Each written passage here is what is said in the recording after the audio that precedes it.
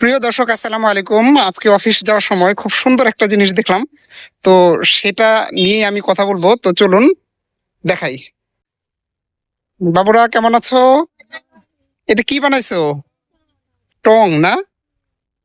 মানে এটা কেন বানাইছো বলো তো? বসে বসে বসে কেন বসে থাকো? বাতাস আছে পানি কখন কখন বসো এখানে? গেলে সন্ধ্যা বসে আবার সকালে বসে স্কুল আছে। স্কুল যেয়ে তারপরে আবার বসো না? ঠিক আছে, এটা তো খুব সুন্দর একটা জিনিস বানাইছো আর কি। এখানে তোমরা কি হও? তোমার মানে তুমি, নাম কি তোমার? তোমার তোমার তোমরা কি মানে ভাই টাই নাকি দোস্ত টোস্ত?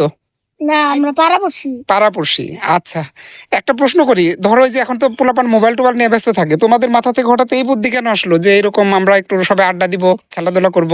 কেমনে আসলো এই বুদ্ধিটা? মাথায় থেকে আসছে। যাক, ওকে, তোমরা খুবই ভালো।